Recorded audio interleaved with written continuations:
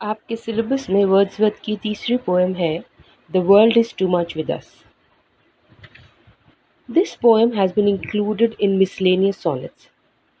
It is based on the poet's observation of life. Here he deplores the gross materialism and spiritual downfall of human being. Wordsworth was greatly disgusted to see the evil effects of the Industrial Revolution. The soul-killing materialism replaced the love of nature. Honesty, sincerity, and purity of heart had been replaced by levity, lust, and luxury. The poem expresses the spiritual decay of the English people. यानी इस कविता में human beings के नैतिक पतन और materialism यानी भौतिकवाद की तरफ जो बहुत ज़्यादा वो भाग रहा है उसके बारे में ये कविता है. कैसे ईमानदारी, सच्चाई, पवित्रता, ऑनेस्टी, सिंसियरिटी, प्योरिटी को रिप्लेस कर दिया गया है छिछोरापन, अभिलाषा, अनलिमिटेड अभिलाषा और विलासिता, that is levity, lust and luxury. इससे ह्यूमन बीइंग्स जो हैं वो प्रकृति से बिल्कुल दूर हो गए हैं और उनका जो डेवलपमेंट है वो रुक गया है. वेब एक क्रिटिक है, WEBB, वो कहते हैं the idea of the poem is that we once lose touch with nature and have no eye or ear for a beauty or grandeur, we have no spiritual life. And our religion is but a sham. Inverted comma close. The poem is written on the Miltonic sonnet. Miltonic sonnet यानी Milton के sonnets के pattern पे, and reveals the poet's innermost feelings. कवि के अंतर की feelings के बारे में explore करता है. It is an excellent piece of poetry in which we find Wordsworth's remarkable merits as a sonneteer. The sonnet is a scathing attack on the gross materialism, bhautikvad, and consequent moral and spiritual decay of the people of his time.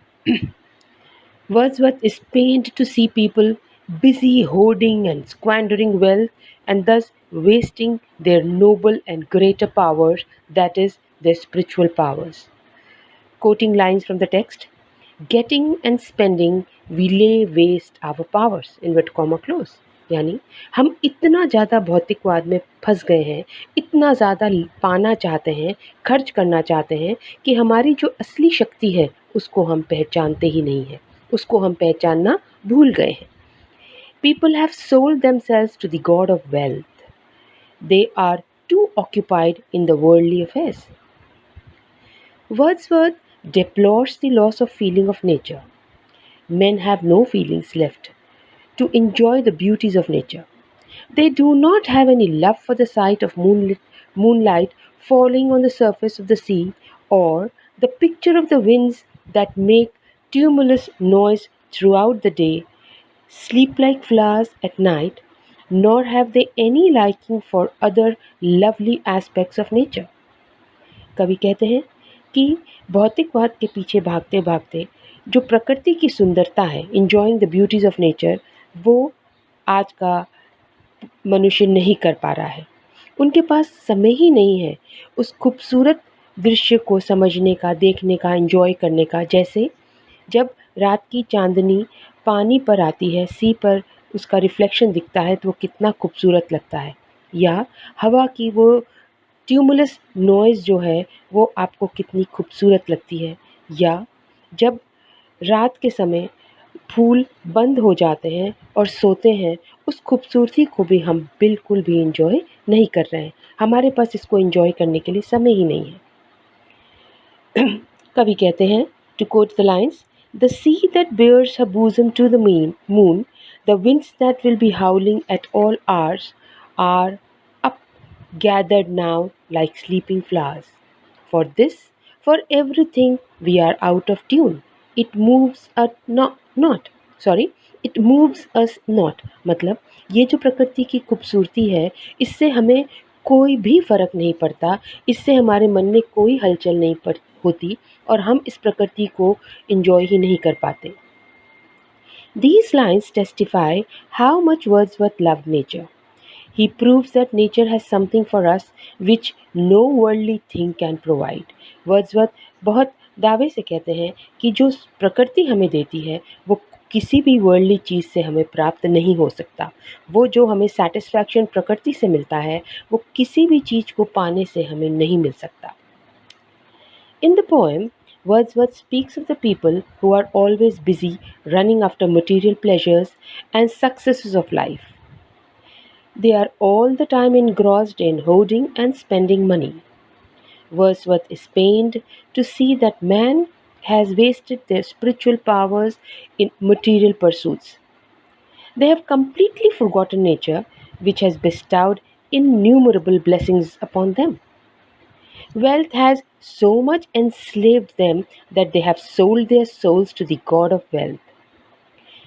People do not realize that wealth is nothing but a mean and a base gift. Wordsworth, in these lines, makes a scathing attack on modern material civilization. People have lost their spiritual powers, their imagination has grown blunt, and they have forgotten nature.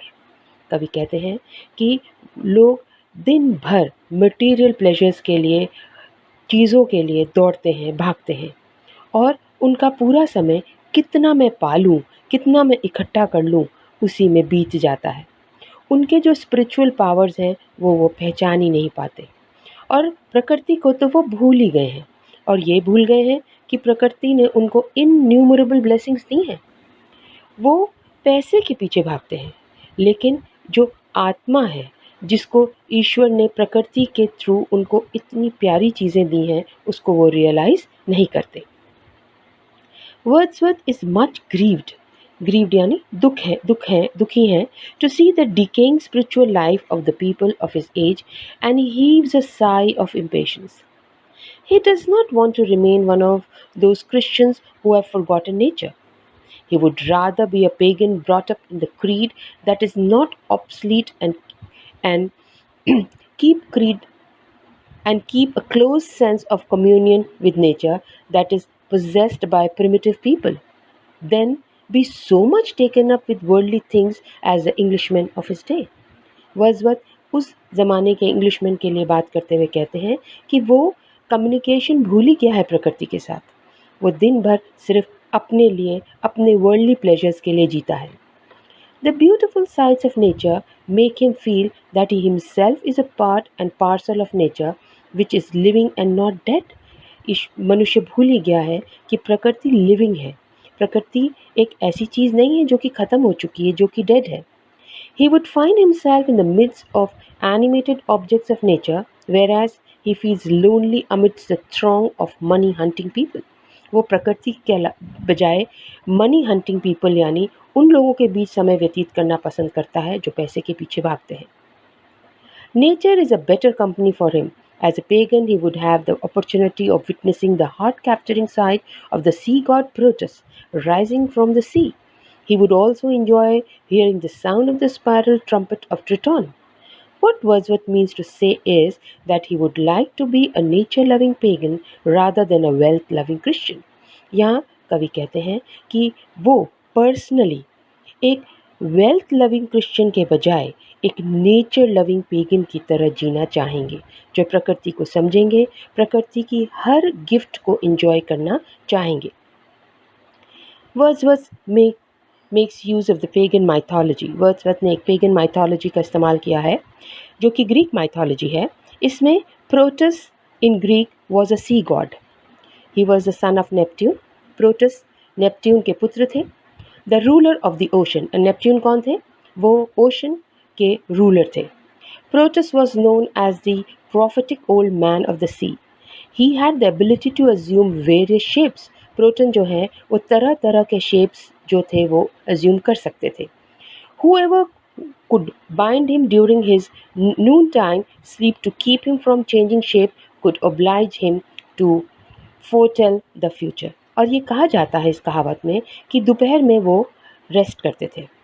उस समय अगर कोई उनको बांध लेता था तो वो जो उनके फ्यूचर के बारे में जो भविष्यवाणी कर सकते थे। ये एक कहानी, छोटी सी ग्रीक कहानी है। Triton in Greek mythology is a gigantic sea god. Sea god यानी समुद्र का god, part man and part fish. और उसका आकृति कैसी थी? आधा human being और आधा मछली. He was the son of the Amphitrite and Poseidon.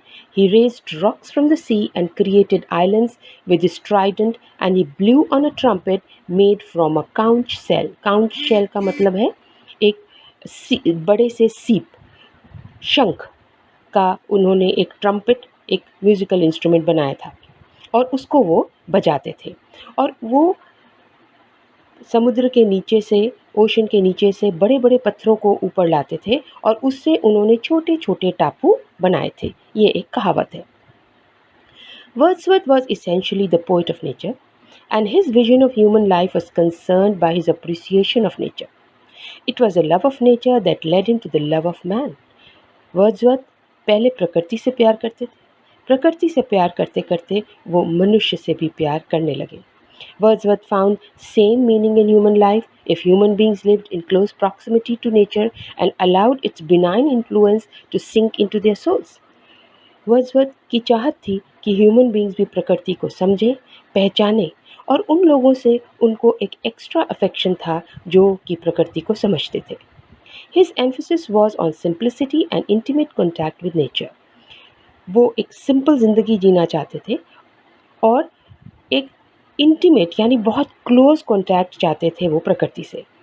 He thought that moral elevation and spiritual edification of the man was possible not in the humdrum of life, of towns and cities, in the midst of nerve-breaking sounds and corroding anxieties.